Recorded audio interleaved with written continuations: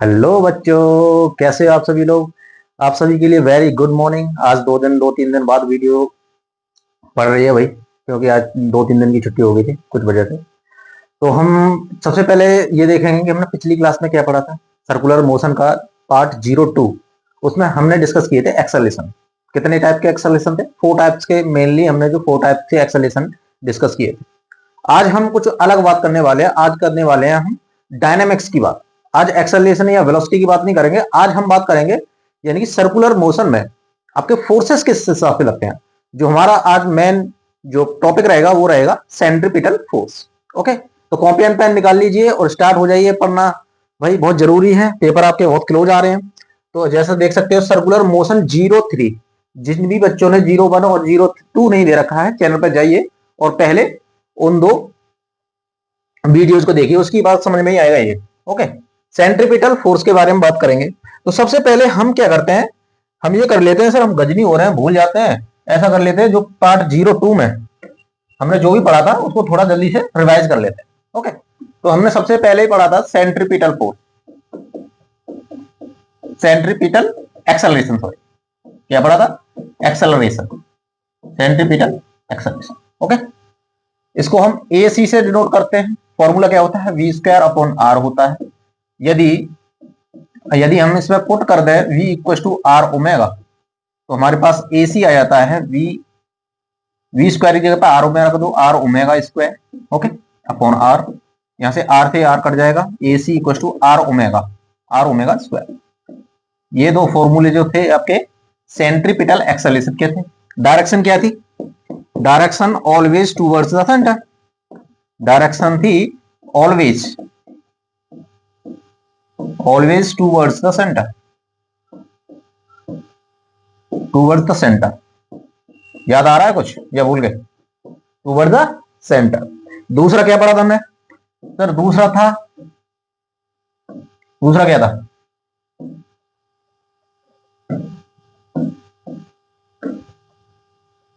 Tangential acceleration.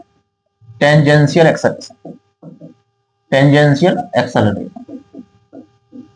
Okay, tangential acceleration, इसको a T से denote करते हैं। फॉर्मूला क्या था? DV upon D T, DV upon D T.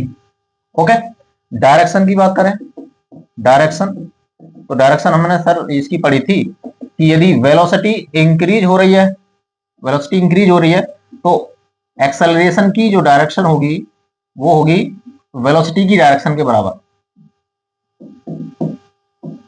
In the direction of velocity, in the direction of velocity. Okay, velocity की direction में होगी।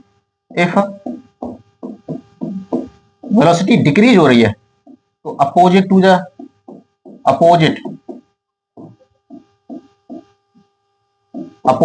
Direction, opposite to the velocity. Okay, opposite to the velocity. सही है, ये पढ़ा था हमने tangential acceleration. और सर बाद में पढ़ा था हमने नेट एक्सेलरेशन। नेट एक्सेलरेशन का फॉर्मूला क्या है? नेट एक्सेलरेशन का है root of A C square plus A T square. याद आ रहा है कुछ या भूल गए? याद आ रहा है, चलिए। बाद में सर लास्ट में हमने पढ़ा था एंगुलर एक्सेलरेशन, जिसको अल्फा से डिनोट करते हैं D omega upon D T, D omega upon D T, जिसका हमने टेंजेंशियल एक्सेलरेशन के एक्सेलरेशन से रिलेशन भी पढ़ा था sir. A T equal to R alpha होता है, जैसे हमारे V equal to are omega होता है, इसी तरीके से acceleration A T tangential acceleration equal to R alpha होता है। यहां से अल्फा निकालोगे, अल्फा हो जाएगा A T upon R, A T upon R. ये सब हमने डिस्कस किया था आपकी पिछली क्लास में, यानी कि सर्कुलर मोशन 02 में। ओके, आगे बात समझ में भाई। तो हम अपने मेन टॉपिक पर वापस चलते हैं, मेन टॉपिक पर वापस चलते हैं। सर्कुलर मोशन 02, आज बात करेंगे हम फोर्सेस की। इस सर्कुलर मोशन जब होता है आपका, तो कौन कौन से फोर्स लगते हैं, किस किस तरीके से लगते हैं, उनकी डायरेक्शंस क्या होती है, उनका यूजेज क्या होता है, उनके एप्लीकेशंस क्या होते हैं, ये सभी आज इस लेक्चर में हम देखने वाले हैं। तो हमारा आज का जो मेन टॉपिक रहेगा वो रहेगा centripetal force.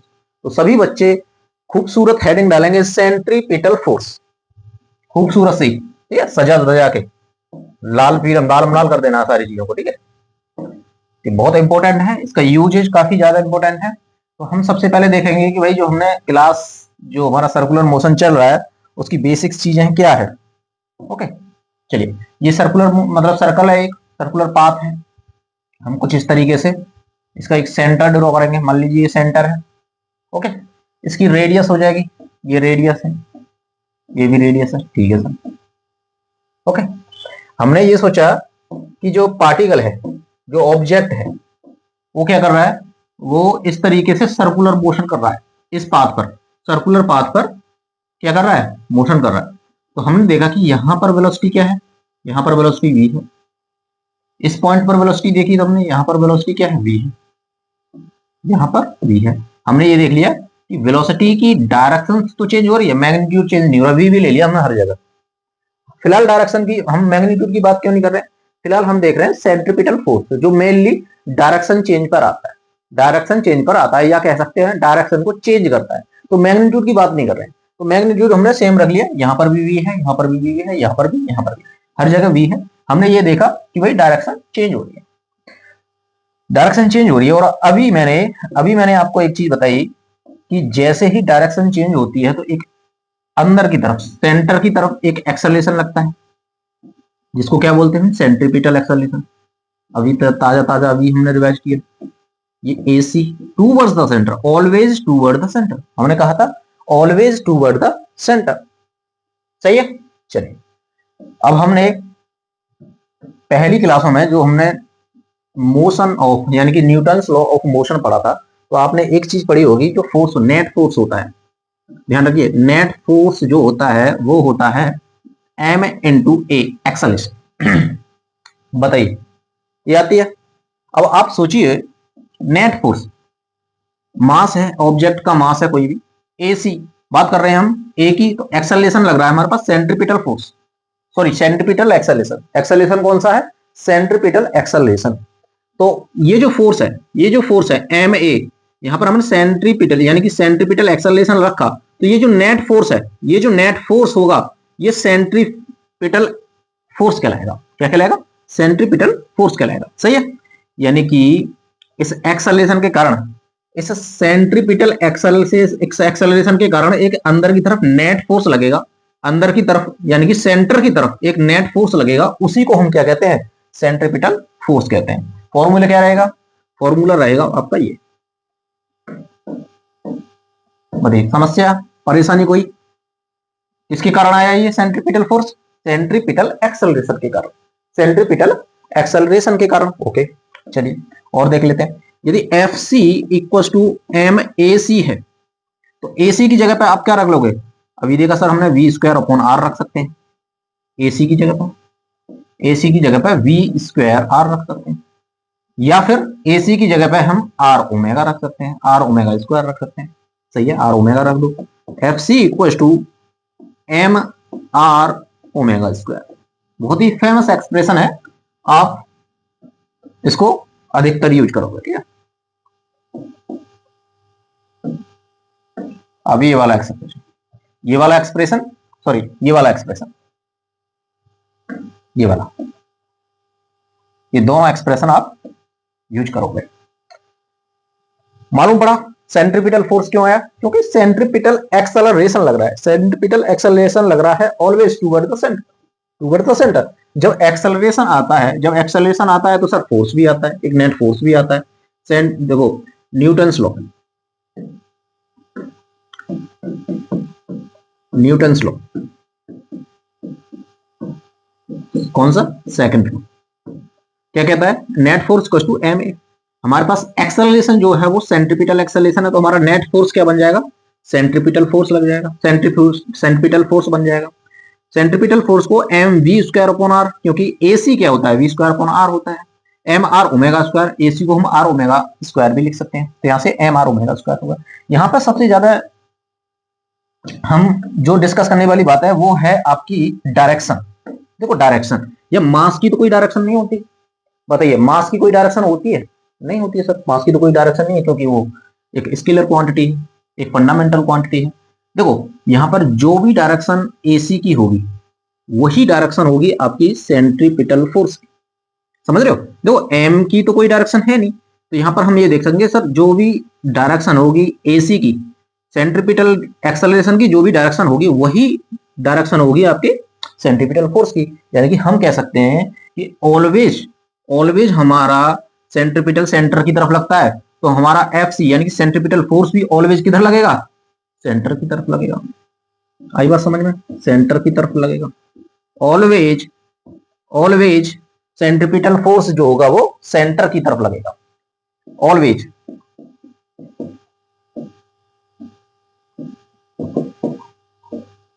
Always towards the centre,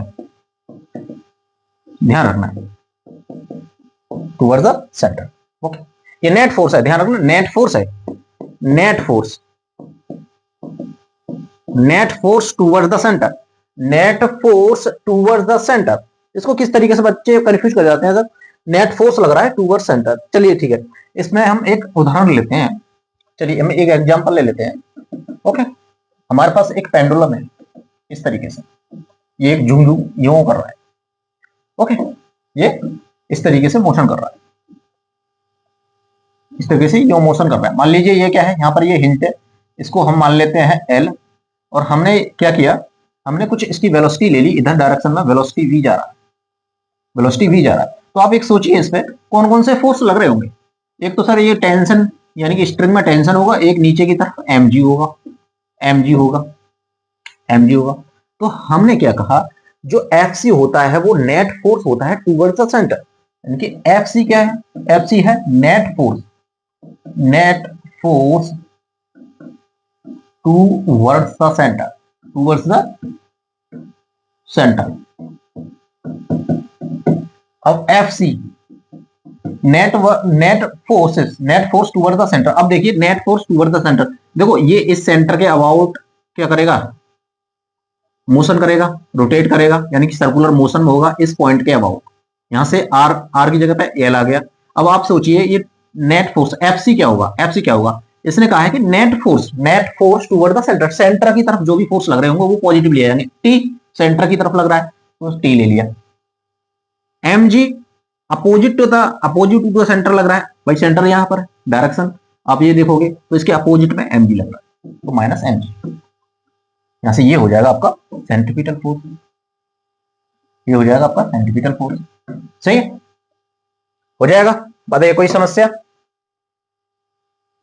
समस्या। अब यहां पर बराबर मत करना, T equal to M G मत कर देना, क्योंकि अंदर की तरफ क्या लग रहा है, एक यानी कि एक सेंटर की तरफ एफसी लगा हुआ है, एफसी लगा हुआ है। क्यों, क्योंकि ये वेलोसिटी वी से रोटेट कर रहा है, वेलोसिटी वी से ये सर्कुलर मोशन में है। किस पॉइंट के अबाउट, पॉइंट ओ के अबाउट। मान लीजिए ये पॉइंट ओ है,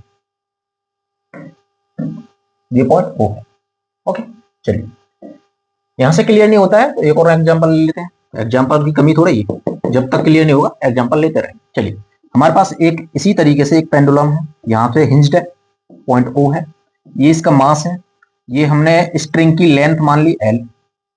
अब यहाँ बताइए कौन कौन से फोर्स लगाएंगे। सर एक तो ये स्ट्रिंग है, स्ट्रिंग की तरफ क्या लगेगा, एक टेंशन फोर्स लगेगा, एक नीचे की तरफ mg लगेगा, नीचे की तरफ mg लगेगा। ओके, इसके अबाउट पॉइंट ओ के अबाउट हिंज्ड है, तो यहां से सेंट्रीपिटल फोर्स क्या आ जाएगा बताइए।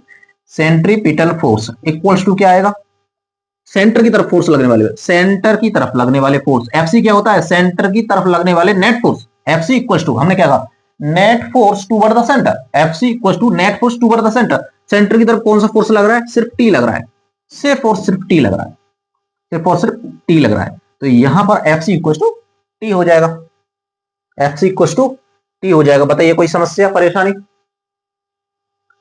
ठीक है सर, एक और एग्जांपल ले लेते हैं, नहीं समझ में आ रहा और एग्जांपल ले लेते हैं। चलिए एक एग्जांपल लेते हैं। मान लीजिए एक सर्कल है, एक इस तरीके से सर्कुलर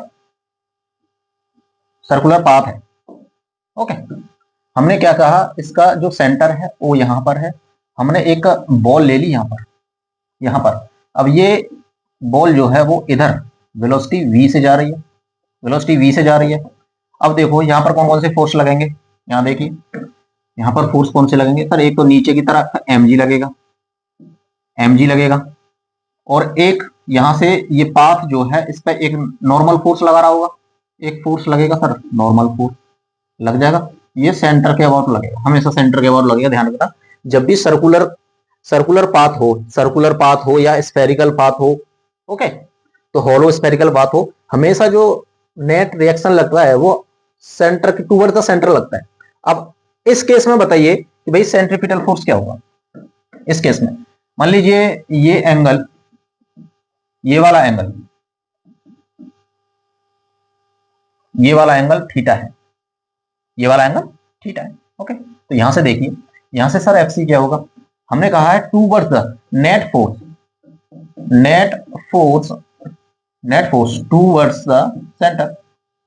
और सेंटर की तरफ कौन कौन से फोर्स लगेंगे बताइए, यहां से देखिए, ये जो मैं एग्जांपल दे रहा हूं बहुत इंपॉर्टेंट एग्जांपल है, ये हमेशा आपको काम आएंगे। देखिए अब सेंटर तो सर यहाँ है, हमने सेंटर की तरफ एक फोर्स लगा दिया, ये तो जो एफ सी होगा, एफ सी होगा, एक तो ये एन हो जाएगा, एन हो जाएगा, परफेक्ट, एन हो गया सर। अब देखो एम जी का कॉस कंपोनेंट ये आएगा, एम जी कॉस थीटा, और इधर आ जाएगा M G sine theta, M G sine theta. तो माइनस किधर करोगे, ये इधर अपोजिट डायरेक्शन में एम जी कॉस थीटा लगा हुआ है, minus M G cos theta लगा हुआ है, बताइए हो जाएगा। सेंट्रीपिटल फोर्स निकाल लोगे, सही है। सेंट्रीपिटल फोर्स यानी कि नेट फोर्स आपको देखना है, net force toward the centre कितने भी फोर्स लग रहे हैं, जो सेंटर की डायरेक्शन में लग रहा है उसको पॉजिटिव ले लेंगे, बाकी अपोजिट टू द सेंटर लग रहा है, अपोजिट डायरेक्शन में लग रहा है उसको हम क्या करेंगे, नेगेटिव ले लेंगे, सही है, हो जाएगा। कोई समस्या परेशानी बताइए, कर लोगे। चलिए अब बात करते हैं हम इसमें, एक न्यूमेरिकल लेने की कोशिश करते हैं, देखें कितना समझ में आया आपको। चलिए एक छोटा सा न्यूमेरिकल लेंगे। तो हमारे पास एक कंडीशन है, हमारे पास जो हमने एग्जांपल लिए पेंडुलम है, यहां से हिंज्ड है, ओके, ये मास हो गया, इसका कुछ मास है, एम हो गया, ये लेंथ हो गई, ओके। यहां से ये इधर वेलोसिटी v की 10 मीटर पर सेकंड से, 10 मीटर पर सेकंड से मूव कर रहा है, 10 मीटर पर सेकंड से मूव कर रहा है। तो यहां पर दे रखा है, वैल्यू दे रखी है, mass equal to 2 kg, 2 kg mass दे रखा है, लेंथ दे रखी है 1 मीटर, 1 मीटर दे रखी है, जी की वैल्यू ले सकते हैं 10 मीटर पर सेकंड स्क्वायर। तो आपको फाइंड करना है, find the tension in string, tension in string, बताइए, find the tension in string, ये सही है, कीजिए फटाफट, समझ में आ जाना चाहिए, बहुत ही सिंपल क्वेश्चन है, और मैंने डिक्टो ऐसा आपको एग्जांपल बता दिया है, सही है, करेंगे,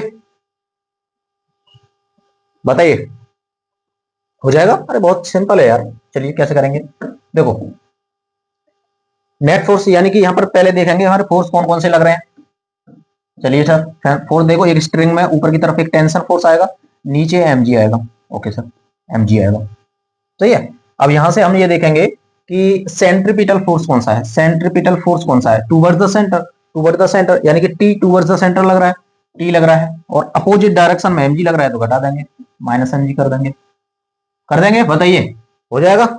अब fc क्या है, fc तो सर हमने निकाल रखा है, एम आर ओमेगा स्क्वायर है, या फिर ओमेगा नहीं दे रखा है तो M we square upon R, M we square upon R, क्योंकि हमारे पास वेलोसिटी दे रखी है, वेलोसिटी दे रखी है, तो M we square upon R लगा देंगे, सही है। हमारे पास एफ सी की तो वैल्यू है ना भाई, एफ सी की दो वैल्यू है, F C equal to M we square upon R, या फिर M are omega square, M are omega square, कुछ भी रख सकते हैं, ओमेगा दे रखा है तो m are omega square, v दे रखा है M we square upon r, रख देंगे, टी माइनस एम जी।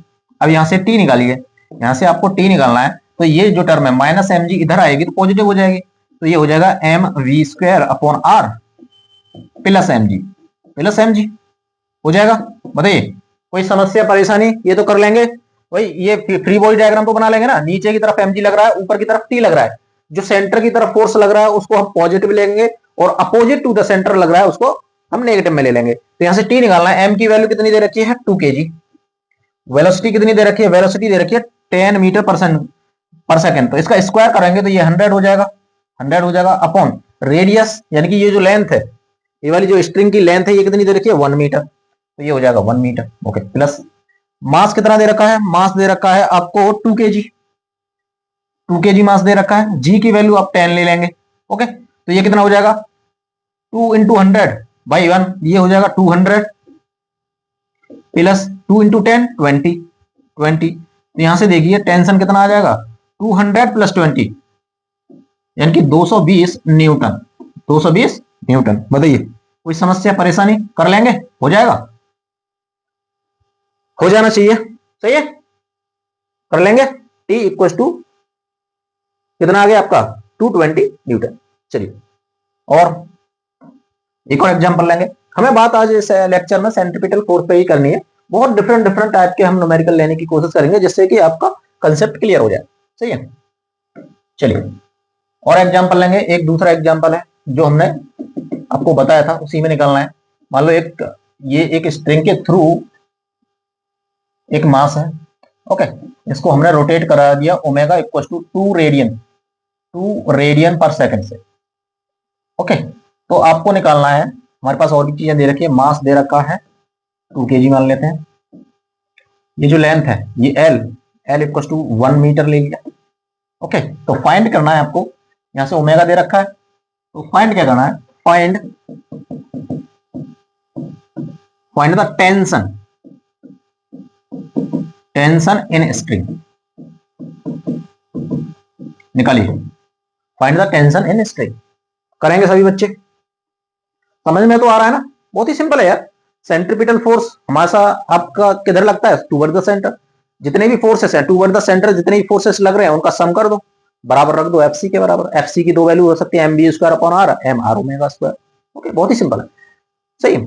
चलिए इससे रिलेटेड क्वेश्चन बनते हैं। बाकी डेप्थ में हम आगे सर्कुलर मोशन पढ़ेंगे, circular vertical circular uniform vertical circular motion पढ़ेंगे, वहां पर वेलोसिटी निकालेंगे, उधर भी इसका फॉर्मूले का यूज होगा। बहुत ही यूज है, रियल प्रैक्टिकल लाइफ में भी यूजेज है जो हम इसके बाद बात करने वाले हैं। चलिए कैसे निकालेंगे सर, तो यहां से हम सबसे पहले फ्री बॉडी डायग्राम बनाएंगे। फ्री बॉडी डायग्राम से देखेंगे सर कि फोर्स किधर किधर लग रहे हैं, फोर्स किधर किधर लग रहा है। देखो एक तो स्ट्रिंग में टी लग रहा होगा फोर्स, और एक नीचे एम जी लग रहा होगा, नीचे एम जी लग रहा होगा, और कोई फोर्स नहीं। यहां से देखेंगे सर एफ सी जो है net force toward the centre, कौन सा लग रहा है, टी लग रहा है, और कोई फोर्स है, ये तो नीचे की तरफ लग रहा है, और कोई फोर्स नहीं है, सिर्फ टेंशन फोर्स लग रहा है। तो एफ सी क्या हो जाएगा, टी के बराबर, और टी हमें निकालना है, तो टी हो जाएगा F C M are omega square. इस बार हमने एम आर ओमेगा, ओमेगा किस लिए रखा, क्योंकि वैल्यू हमें ओमेगा की दे रखी है, वेलोसिटी की नहीं दे रखी है। वेलोसिटी दे रखा देता तो M B square upon R कर देते, सिंपल। चलिए टी हो जाएगा आपका एम आर ओमेगा, एम की वैल्यू बताइए, एम की वैल्यू दे रखी है 2 kg, 2 kg, आर की वैल्यू दे रखी है 1 मीटर, और ओमेगा दे रखा है 2 की पावर 2, तो ये हो जाएगा 2 इंटू 1 इंटू 2 स्क्वायर, 2 स्क्वायर कितना होता है 4, तो ये हो जाएगा आपका 2 इंटू 4 8 न्यूटन, 8 न्यूटन हो जाएगा। बताइए हो जाएगा, कोई समस्या परेशानी, हो जाएगा, हो जाएगा। चलिए दूसरा एग्जांपल लेते हैं।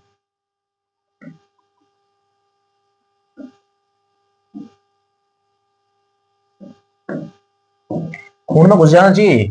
चलिए एक स्ट्रिंग है, यहाँ पर एक मास यहाँ जुड़ा हुआ है और एक मास यहाँ जुड़ा हुआ है।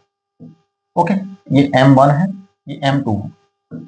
ओके, ये 1 मीटर दे रखा है, ये भी 1 मीटर दे रखा है, ये भी 1 मीटर दे रखा है, ये O हो गया, मास हो गया। अब इसको हमने रोटेट करा दिया ओमेगा इक्वल टू 2 रेडियन पर सेकंड से। तो हमको फाइंड क्या करना है, find tension, find tension in each string, each string.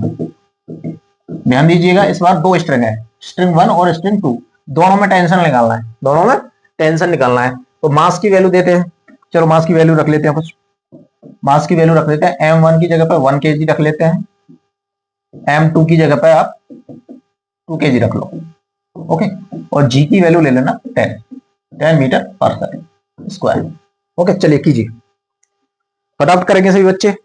Tension निकालना है हमें, दोनों स्ट्रिंग में टेंशन निकालना है, टेंशन इस स्ट्रिंग में निकालना है और इस स्ट्रिंग में निकालना है। चलिए हो जाएगा, हो जाएगा। एफबीडी बनाएंगे, एफबीडी बनाएंगे, पहले किसी एक का बना लीजिए, किसी एक का बना लीजिए, हम बना लेते, चलो M2 का बना लेते हैं। आपको देखो इसको बनाओगे तो एक T2 इधर आएगा, T1 इधर आएगा, तो एक साथ T1 T2 नहीं निकाल सकते, हम M2 बना लेते हैं, T2 आ जाएगा, पहले T2 निकाल लेते हैं, फिर इसका बना लेंगे, फिर दोनों टेंशन निकल जाएंगे। चलिए ठीक है, हमने क्या किया कि जो M2 है, M2 है, इस तरफ देखा फोर्स, देखो ये स्ट्रिंग की तरफ T आ जाएगा, इसको हमने T2 दे दिया। नीचे नीचे क्या आएगा, M2G, M2G। अब यहां से सेंटर से कितनी दूरी है M2 की, ये हो जाएगी 2 मीटर। तो इस तरीके से हमारा फ्री बॉडी डायग्राम आएगा M2 का। ओके, यहां से हम कोशिश करते हैं M2 T2 निकालने की। देखो कैसे निकालेंगे, FC क्या हो जाएगा, total force toward the centre, T2 लगा हुआ है, ये तो नीचे लगा, M2G नीचे की तरफ लगा हुआ है, सिर्फ T2 ही सेंटर की तरफ लगा हुआ है, तो ये T2 हो जाएगा। ये हो जाएगा MR omega square equal to T2। तो M कितना है, ये M2 कितना है, M2 है 2 kg, R कितना है, R आपका 2 है, R आपका 2 मीटर हो जाएगा। ओमेगा कितना है, सर ओमेगा 2 दे रखा है, 2 का स्क्वायर करोगे तो ये 4 हो जाएगा, ये T2 हो गया। T2 यहां से निकालोगे तो कितना हो जाएगा, ये हो जाएगा 2 इंटू 2 4, 4 इंटू 4 16 न्यूटन आ गया, आ जाएगा। कोई समस्या परेशानी बताइए। अब इसी तरीके से हम फ्री बॉडी डायग्राम बना लेंगे दूसरे का यानी कि M1 का, सॉरी M1 का, मास 1 का। तो इधर लग रहा होगा, इधर किधर, देखो ये इधर टेंस स्ट्रिंग है, तो इधर T2 लगेगा, इधर स्ट्रिंग है तो T1 लग जाएगा। यहां से सेंटर से इस O से कितनी दूरी पर है, ये 1 मीटर की डिस्टेंस पर है।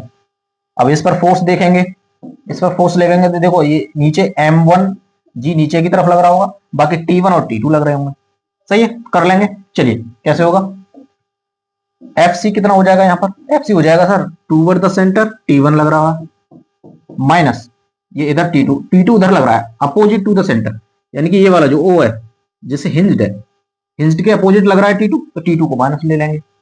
MC, FC क्या है, FC M कितना हो जाएगा इस केस में, M1, ये हो जाएगा ना M1R omega square equal to T1 minus T2 कितना दे रखा है 16, T2 कितना दे रखा है 16, कितना दे रखा है 16। चलिए थोड़ा सा ऊपर कर लेते हैं,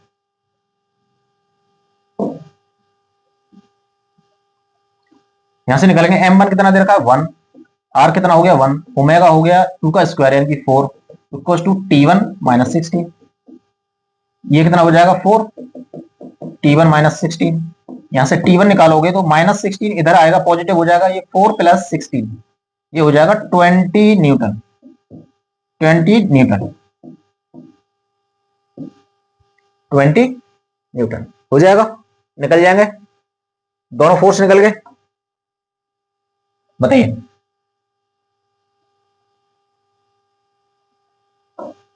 दोनों चीजें, यहां से T1 निकल आया आपका 20 न्यूटन और T2 निकल आया 16 न्यूटन, कर लेंगे, हो जाएंगे, सिंपल है, ठीक है, चीजें सिंपल है। तो इसी के आधार पर हम एक एग्जांपल लेते हैं, रियल लाइफ एग्जांपल लेते हैं, रियल लाइफ एग्जांपल लेंगे,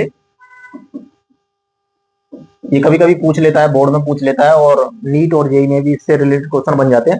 एक होता है कोनिकल पेंडुलम, सभी लोग हेडिंग डालेंगे कोनिकल पेंडुलम, ये एप्लीकेशन है इसी की, कोनिकल पेंडुलम, कोनिकल पेंडुलम बहुत ही इंपॉर्टेंट है। चलिए कर ली, किस तरीके से काम करता है पहले ये देखते हैं, कोनिकल पेंडुलम होता क्या है, किस तरीके से ये काम करता है। देखो एक स्ट्रिंग होगी इस तरीके से, एक स्ट्रिंग है, तो एक ये फिक्स्ड हो जाएगा, या स्ट्रिंग के थ्रू एक पेंडुलम इस तरीके से लटका हुआ होगा। अब कोनिकल की बात कर रहे हैं, कोनिकल की बात कर रहे हैं, मान लीजिए इसका ये पॉइंट बना लेते हैं इस तरीके से, ये मास m हो गया, कोनिकल पेंडुलम है तो ये अपने हिसाब से घूम रहा होगा एक हॉरिजॉन्टल, ये रेडियस होगी इसकी r, तो इस रेडियस के अबाउट ये सेंटर में, इस तरीके से नहीं, वर्टिकल नहीं, ये हॉरिजॉन्टल इस तरीके से, देखो बनाने की कोशिश करता हूं, ये इस तरीके से अंदर की तरफ,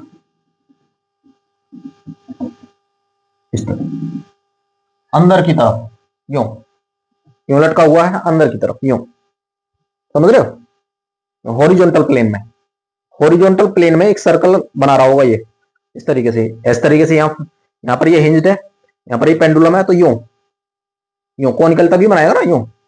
अब ये यूं नहीं करेगा, यूं मत समझिए कि ये वर्टिकल प्लेन में है, ये हॉरिजॉन्टल प्लेन में है यूं, इस तरीके से, इस तरीके से। यहां से कुछ चीजें देखते हैं, ये एल हो जाएगा, मान लीजिए ये थीटा है, ये थीटा है, ओके, ये थीटा हो गया, सही है। ये इस तरीके से रोटेट कर रहा है, इस तरीके से रोटेट कर रहा है, और ये जो रोटेट कर रहा है, ये जो रोटेट कर रहा है, इसकी जो स्पीड है वो है ओमेगा। ओमेगा एंगुलर स्पीड क्या है? एंगुलर स्पीड दे रखी है ओमेगा, सही है। अब यहां से हम एक चीज देखेंगे सर, फ्री बॉडी डायग्राम हमें निकालना क्या है? निकालना क्या है मेनली, मेनली जो हमें निकालना है, find the time period, time period of conical pendulum.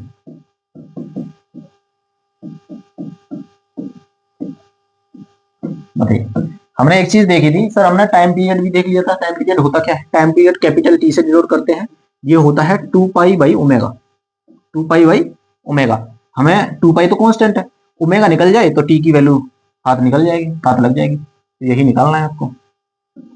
आपको ओमेगा की वैल्यू निकाल दो, इस फॉर्मूले में रख दो। ओमेगा की वैल्यू कैसे निकालेंगे सर? चलिए यहां से हम देखते हैं, इसको फ्री बॉडी डायग्राम बनाने की कोशिश करते हैं, कैसे बनेगा। चलिए देखो, ये मास है, तो ये नीचे की तरफ mg लग रहा होगा, mg लगेगा नीचे की तरफ। इधर एक टेंशन हो जाएगा T, हो जाएगा, तो ये T हो जाएगा। बताइए समझ में आ रहा है? ये हमने क्या किया, ये T जो है वर्टिकल से, देखो ये स्ट्रिंग है, वर्टिकल से थीटा बना रही है, तो ये थीटा होगा, ये थीटा हो जाएगा, ये थीटा हो जाएगा। अब हमने ये देखा कि सर ये जो T है, T के दो कंपोनेंट होंगे, एक इधर होगा T cos theta, T cos theta ये कंपोनेंट होगा, और T का ये वाला कंपोनेंट, ये T sin theta, T sin theta ये कंपोनेंट होगा, हो जाएगा। बताइए ये समझ में आ रहा है? फ्री बॉडी अगर हमारा, हमने ये पेंडुलम एक इस तरीके से हॉरिजॉन्टल प्लेन में, ध्यान रखना है हॉरिजॉन्टल प्लेन में कॉनिकल मोशन कर रहा है, सर्कुलर मोशन कर रहा है, हॉरिजॉन्टल प्लेन में सर्कुलर मोशन कर रहा है, तो एक कोन टाइप का बनाएगा, एक कोन टाइप का बनाएगा, इसीलिए इसको हमने कॉनिकल पेंडुलम बोल दिया। ये टेंशन टी है स्ट्रिंग में, इसका ये वाला कंपोनेंट, ये थीटा इधर से वर्टिकल से थीटा बना रहा है, तो vertical component T cos theta, horizontal component T sin theta. अब ये देखो, ये जब हॉरिजॉन्टल प्लेन में इस तरीके से घूम रहा है, तो ये रेडियस क्या होगी इसकी? ये वाली रेडियस होगी इनकी, पॉइंट ओ, ये वाला पॉइंट ओ मान लेते हैं, इसके अबाउट सर्कुलर मोशन में होगा, इसके अबाउट सर्कुलर मोशन में होगा। देखिए ना, ये इस तरीके से, यहां से हिंज्ड है, ये इस तरीके से, तो यहां पर एक सेंटर बना रहा होगा, ये सेंटर बना रहा होगा, ओके, जिसकी रेडियस मान ली r। अब देखिए, अब हमें एफसी निकालना है, मान लीजिए सेंट्रीपिटल फोर्स निकालना है, तो total force toward the centre, बताइए total force toward the centre कौन सा लग रहा होगा? T sine theta, T sine theta लग रहा होगा, टी साइन थीटा।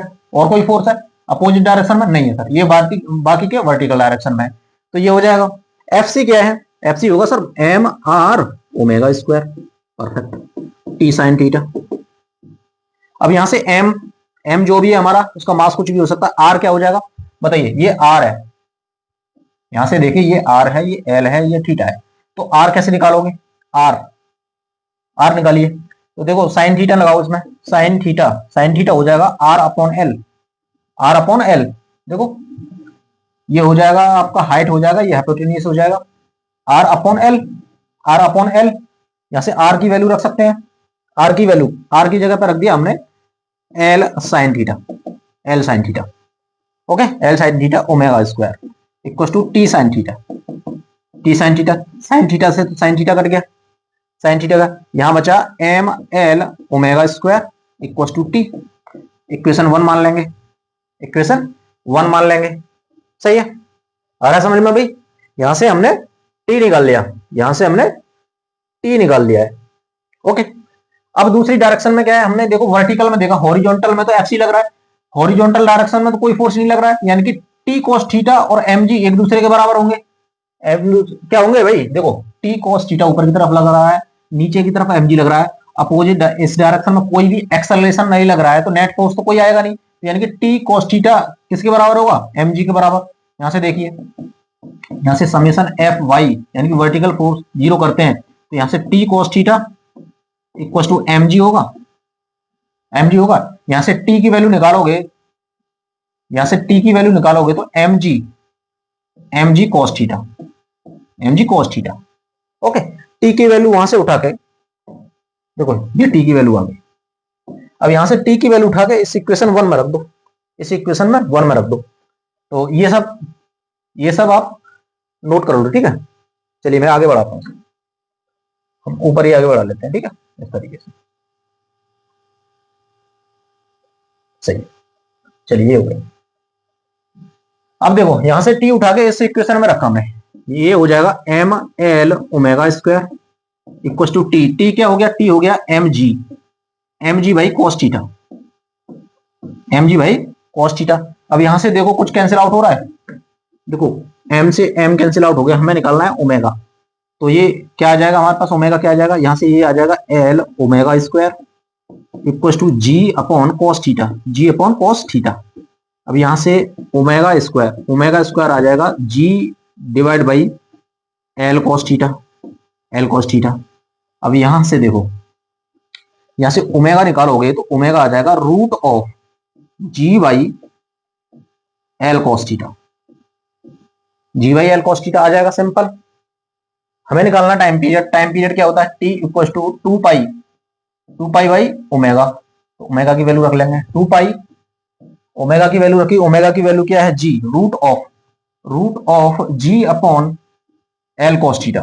ओके, देखो रूट एल कॉस थीटा ऊपर पहुंच जाएगा, तो ये हो जाएगा t equal to 2 pi root L cos theta upon g root 2 pi root of l cos theta upon जी। देखिए ये L cos theta, root L cos theta ऊपर पहुंच जाएगा, रूट जी नीचे रह जाएगा, तो ये आपका आ जाएगा time period of simple pendulum, time period of simple pendulum.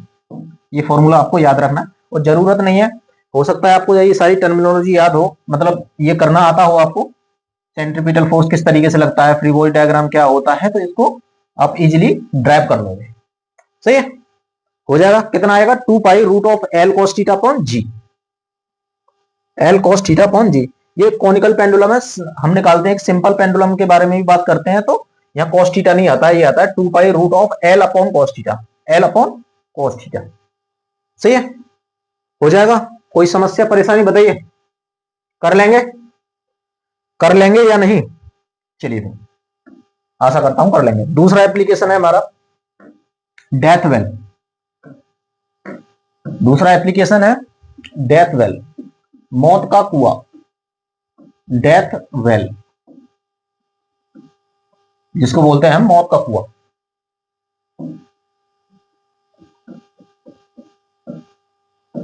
मौत का कुआं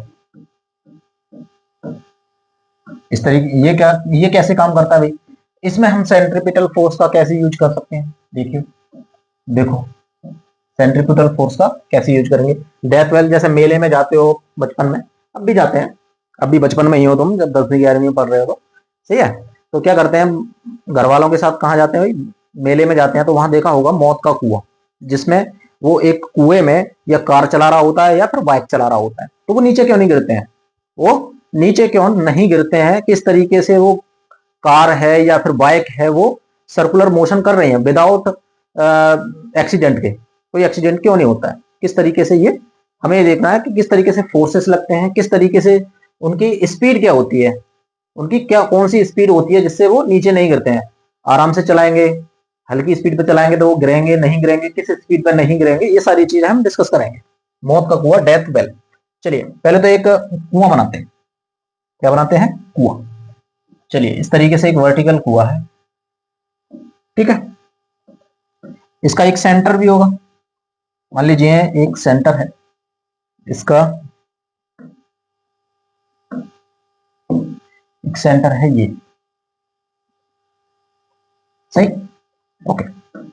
अब हमने क्या करा, हमने किया कि सर इस सेंटर से, यहां सेंटर से ये डिस्टेंस यहां पर ये जो है ये हमारी कार है या जो भी है, कार हो सकती है, बाइक हो सकती है, ठीक है। हेलीकॉप्टर मत कर देना, हेलीकॉप्टर मत कर देना भाई, किसी बच्चे को नहीं करना तो हेलीकॉप्टर उड़ाऊंगा। सही है। ये हमारी क्या है, कोई भी कार है। हम इस बार मान लें कोई ऑब्जेक्ट है जिसका मास कुछ दे रखा है, इसका कुछ मास दे रखा है, एम मास दे रखा है। ये जो रेडियस है, सेंटर है, यानी कि जो आपका डेथ वेल है, इसकी रेडियस आर है, इसका रेडियस आर है। सही है। अब इसकी कुछ वेलोसिटी होगी, मान लीजिए ये किस तरीके से सर्कुलर मोशन में होगा। देखिए लगाइए दिमाग, किस तरीके से सर्कुलर मोशन में होगा कि सर ये सर्कुलर मोशन इस तरीके से कर रहा होगा हॉरिजॉन्टल प्लेन में।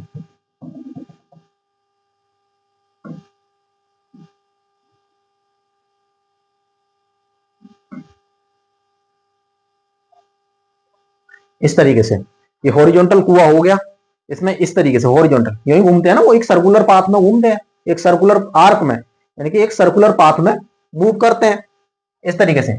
ये डेथ वेल है, वो इस तरीके से घूम रहा होगा, इस तरीके से, इस तरीके से। सही है। चलिए अब इसमें हम देखेंगे कि फोर्सेस कौन कौन से लग रहे होंगे, मेनली जो कौन कौन से फोर्स लगेंगे इसमें, बताइए। मेनली जो कौन कौन से फोर्स लगेंगे, देखो इसका कुछ मास है तो नीचे की तरफ एक मास लगेगा mg, ये तो सभी को समझ में आता है। सही है।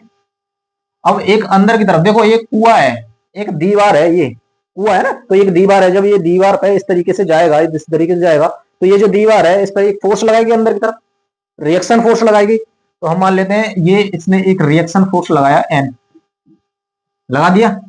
बताइए दीवार भी तो फोर्स लगाएगी ना भाई, दीवार पे आप मूव कर रहे हो, दीवार पे मूव कर रहे हो, दीवार के टच में हो, दीवार के टच में हो, दीवार एक फोर्स लगाएगी, नॉर्मल फोर्स, नॉर्मल फोर्स लगा दिया। और कोई फोर्स होगा क्या सर, और कोई फोर्स होगा, बताइए लगाइए दिमाग।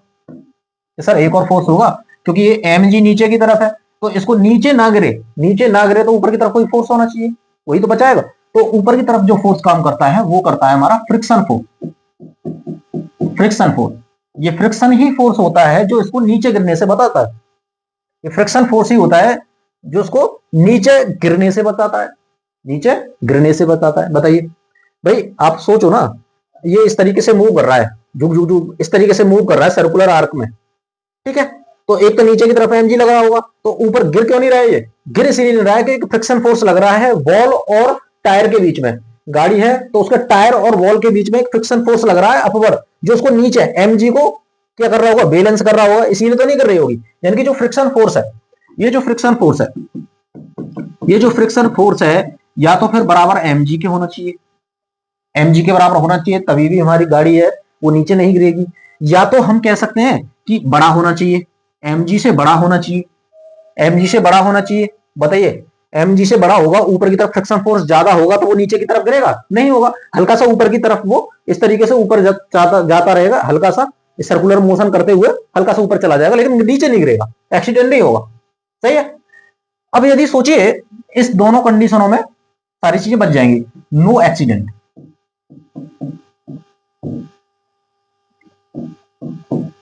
कोई एक्सीडेंट नहीं होगा।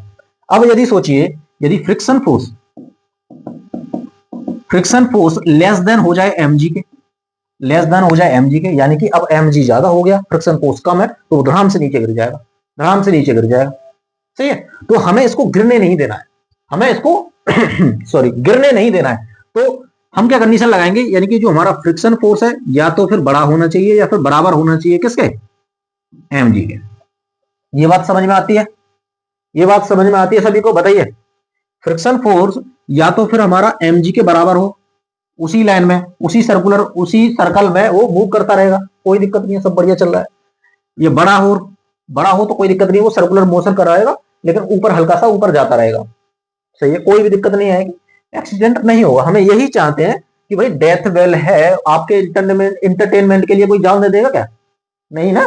तो आप ये सभी चाहते हो कि भाई हमारा भी इंटरटेनमेंट बना रहे, और जो भी कार चला रहा है या फिर बाइक चला रहा है वो भी अपना सुरक्षित रहे। तो हमें सुरक्षित करने के लिए क्या कर दिया, फ्रिक्शन फोर्स को हमने mg से बड़ा कर दिया, mg से बड़ा कर दिया, ठीक है सर। अब हमने ये दिखाया कि जो fg है यानी कि कितना हो सकता है, इसकी मैक्सिमम लिमिट क्या हो सकती है, f की मैक्सिमम लिमिट क्या हो सकती है, f limited, limiting, limiting friction क्या होता है सर? लिमिटिंग फ्रिक्शन होता है हमारा mu N. Mu N limiting friction क्या होता है हमारा? Mu N. मैक्सिमम फोर्स भाई, मैक्सिमम फ्रिक्शन फोर्स कितना हो सकता है? Maximum friction force mu N हो सकता है। म्यू एन हो सकता है लिमिटिंग फ्रिक्शन। अब इससे ज्यादा तो नहीं होगा, इससे ज्यादा कोई फ्रिक्शन फोर्स तो लगेगा नहीं, तो म्यू एन लगा दिया हमने, यहां रख दिया म्यू एन, यानी कि mu N should be equal to और ग्रेटर देन एम जी। सही है। अब यहां से हमारे पास क्या क्या चीजें, हमारे पास नोन है, हमारे पास मास भी पता होगा, हमारे पास जी भी पता होगा, हमारे पास म्यू भी पता होगा। म्यू क्या है? Friction force, coefficient of friction force, ये भी पता होगा। हमें निकालना है एन, हमें निकालना है एन। यदि हम एन निकाल दें तो हमारे पास जो एक्सप्रेशन आएगा, हमारे पास जो वेलोसिटी का एक्सप्रेशन आएगा, हमें मेनली यहां पर वेलोसिटी निकालनी है कि मिनिमम वेलोसिटी कौन सी होगी, जिससे कम से कम मिनिमम वेलोसिटी क्या हो, कि जिस वेलोसिटी से वो रोटेट करे और एक्सीडेंट ना हो, यानी कि राइडर आपका नीचे ना गिरे। तो कौन सी इतनी स्पीड पे से घूमना चाहिए, किस वेलोसिटी पे घूमना चाहिए जिससे भी एक्सीडेंट ना हो। तो हमें यहां से एन निकालना है। तो एन निकालने का फायदा क्या है? एन क्या है? एन सेंटर की तरफ लग रहा है, एन सेंटर की तरफ लग रहा है। ठीक है सर, एन सेंटर की तरफ लग रहा है, तो यहां से हम एफ सी, देखो यहां करते हैं, इसको इक्वेशन 1 मान लीजिए। सही है, यहां से हम निकाल देते हैं एफ सी क्या होगा? Centripetal force, total force toward the centre. Centre की तरफ कौन सा फोर्स लग रहा है? एन लग रहा है, सिर्फ एन लग रहा है, बाकी तो ये वर्टिकल डायरेक्शन में लग रहा है, नीचे एम जी, ऊपर फ्रिक्शन।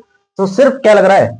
एन, एन लग रहा है, सॉरी ये एन लग रहा है। अब ये किसके बराबर है? फ्रिक्शन फोर्स के बराबर है, सॉरी सेंट्रिपिटल फोर्स के बराबर है। सेंट्रिपिटल फोर्स होता है M we square upon R, M we square upon R. तो यहां से एन निकल गया आपका, यहां से एन निकल गया। अब इस एन की वैल्यू उठा के इक्वेशन 1 में रख दो, यहां से वी की वैल्यू आ जाएगी, आ जाएगी। सबसे पहले इसको नोट डाउन करेंगे, ठीक है सभी बच्चे, इसको नोट डाउन करेंगे। चलिए वीडियो को पॉज करो, इसको नोट डाउन करो, चलिए हो जाएगा। चलिए हम इसको अब ऊपर ले जा रहे हैं हल्का सा। चलिए अब देखिए, इस एन की वैल्यू इक्वेशन 1 में रख दें, यहां एन की जगह पर रख देते हैं, म्यू हो जाएगा। एन की जगह पे क्या आ गया आपका? M we square upon R, upon R, ये ग्रेटर देन और इक्वल टू होना चाहिए एम जी के बराबर, एम जी के बराबर। यहां से देखो एम से एम कट गया, एम से एम कट गया, यहां से वी की वैल्यू निकालो, वी स्क्वायर आएगा ग्रेटर देन और इक्वल टू, ये आर इधर बोल जाएगा, जी आर, और म्यू नीचे आ जाएगा, म्यू नीचे आ जाएगा। यहां से v की वैल्यू निकालोगे ग्रेटर देन और equal to root of G R upon mu, upon mu, ये वैल्यू आ जाएगी आपकी किसकी? वेलोसिटी की। यानी कि इतनी वेलोसिटी तो होनी चाहिए, उसकी इतनी वेलोसिटी तो होनी चाहिए। देखो ये v क्या है? v इक्वल टू और ग्रेटर देन, यानी कि कम से कम इतनी वैल्यू तो होनी चाहिए, इससे ज्यादा भी हो सकती है, इससे ज्यादा भी रख सकते हो, तो उस स्पीड पे आप एक्सीडेंट नहीं होगा। कम से कम क्या है? देखो बराबर लिख रहा है ना, v equal to greater than और इक्वल टू, ग्रेटर देन और इक्वल टू का मतलब है कम से कम। भाई या तो फिर इसके बराबर हो, बराबर का मतलब है यानी कि इक्वल का मतलब है या तो फिर इसके इक्वल हो या फिर इससे ज्यादा हो, इक्वल हो या फिर इससे ज्यादा हो, यानी कि कम नहीं होनी चाहिए। यही मिनिमम लिमिट है इसकी, यही क्या है? यही इसकी मिनिमम लिमिट है। v मिनिमम क्या आ जाएगा हमारे पास? v मिनिमम, v मिनिमम आ जाएगा root of G R upon mu, यही क्या आ जाएगा आपका? v minimum. इतनी स्पीड तो होनी चाहिए, इसके बराबर तो कम से कम स्पीड होनी चाहिए, जिससे कि जो राइडर है, कार में बैठा है या फिर बाइक चला रहा है, वो नीचे नहीं गिरेगा, नीचे नहीं गिरेगा। क्यों? हमने f को mg के बराबर या उससे ज्यादा रखा है, यहां से ये आ गया v मिनिमम आ गया root G R upon new.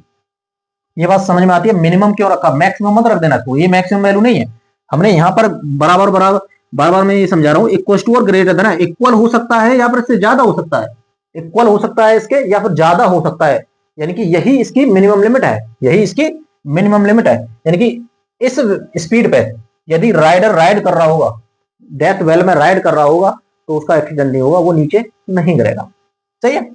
तब ये बताएगा कौन कि सर ये कैसे पता? वो जो राइडर चला रहा है वो इंजीनियर है क्या? नहीं, इंजीनियर है क्या? उसको पता है कि कितनी स्पीड पे चलाना है? नहीं सर, इंजीनियर तो नहीं है, हो सकता है इंजीनियर भी हो सकता है कि वो सारी कैलकुलेशन करके गया हो, उसको पता हो कि भाई इतनी स्पीड पे चलाऊंगा, तो इस सारी, हाँ पता होता है, पता होता है कि कितने किलोमीटर की स्पीड पे उसको चलानी है तो यहाँ से कुछ वैल्यू रखो। देखो जी की वैल्यू तो हम 10 रख लेंगे, 10 मीटर पर सेकंड स्क्वायर रख लेंगे। आर की वैल्यू रख लेते हैं, आर की वैल्यू रख लेते हैं हम, कितनी रख लेते हैं, आर की वैल्यू रख लेते हैं 1 मीटर रख लेते हैं। ओके, और म्यू की वैल्यू रख लेते हैं 0.2 रख लेते हैं। ओके, आर की वैल्यू 10 रख लो, ठीक है, 10 मीटर, हाँ 10 मीटर, 1 मीटर का कुआं थोड़ी होगा, 10 मीटर का होगा, काफी बड़ा होता है ना कुआं, काफी डेप्थ वाला। तो मान लेते हैं उसकी जो रेडियस है वो 10 मीटर है, 10 मीटर है। ओके, चलिए होगा, नहीं 10 मीटर नहीं रखते हैं, इसकी कैलकुलेशन थोड़ी सी टफ हो जाएगी फिर। चलिए 10 मीटर ही रख लेते हैं, कुछ वैल्यू आएगी, हमें उससे मतलब नहीं है, हम कोई स्टैंडर्ड चीजें नहीं कर रहे हैं। ठीक है, कोई भी वैल्यू आए, कोई भी वैल्यू ले सकते हो आप, उससे वैल्यू निकाल सकते हो। चलिए कैसे निकालेंगे, वैल्यू रखिए, तो वी मिनिमम, वी मिनिमम की वैल्यू जब निकालोगे, रूट जी, जी की वैल्यू आपने 10 रख ली, आर की वैल्यू 10 रख ली, और नीचे 0.2, ये आपका फ्रिक्शन हो गया, तो ये हो जाएगा ऊपर 100, नीचे हो जाएगा 0.2, तो ये पॉइंट हटाओगे ऊपर 0, और 2 से 2 काटोगे तो 1000 को 2 से काटोगे तो ये 500 बन जाएगा, 500 बन जाएगा। अब इसको रूट निकालो, देखो 100 को रूट से बाहर निकालोगे तो 10 निकल जाएगा, रूट 5 अंदर रह जाएगा, तो वी वेलोसिटी मिनिमम मीटर पर सेकंड, मीटर पर सेकंड, इतनी स्पीड तो होनी चाहिए, इतनी स्पीड होनी चाहिए, 10√5 मीटर पर सेकंड की स्पीड चलानी पड़ेगी कम से कम। इससे ज्यादा भी कर सकता है, इससे ज्यादा करेगा तब भी एक्सीडेंट नहीं होगा, यदि इससे कम होती है, स्पीड इससे कम होती है तो एक्सीडेंट हो जाएगा। ठीक है, हमें तो राइडर को बचाना है, तो उसको पता होनी चाहिए कि भाई हमें 20 किलोमीटर पर आवर की स्पीड से चलाना है या 30 किलोमीटर पर आवर की स्पीड से चलाना है। ठीक है, किलोमीटर पर आवर नापते हैं ना, जैसे हमारी जो गाड़ियां होती हैं उसमें किलोमीटर पर आवर में नापते हैं, तो इसको आप मीटर पर सेकंड या किलोमीटर पर आवर में कन्वर्ट कर लेना। ठीक है, तो वो सारी चीजें निकल जाएंगी। तो ये जो आपके एप्लीकेशन से, जैसे डेथ वेल हो गया, ये मौत का कुआं हो गया, कोनिकल पेंडुलम का टाइम पीरियड हो गया, ये एग्जाम्पल हैं किसके, आपके सेंट्रीपिटल फोर्स के। और भी एग्जाम्पल हैं, वो उसके हिसाब से इजी बनते जाते हैं। यदि आपने ये कर लिए, आपको पता पड़ गया कि सेंटर की तरफ नेट फोर्स कौन सा लगता है, उसको हमें एफसी के बराबर रख देना है। ओके, तो सारे क्वेश्चन आपको इजीली सॉल्व कर पाओगे। सही है, आशा करता हूं आपको ये समझ में आ गया होगा सेंट्रीपिटल का फोर्स, सेंट्रीपिटल फोर्स का फॉर्मूला क्या होता है, किस तरीके से हम कैलकुलेशन करते हैं, किस तरीके से टेंशन निकालते हैं, किस तरीके से फोर्स निकालते हैं, तो आगे चीजें आसान हो जाएंगी। ठीक है, आज की वीडियो में आज इतना ही रखते हैं। ठीक है, पढ़ते रहिए, तब तक मिलते हैं नेक्स्ट वीडियो में, तब तक के लिए धन्यवाद।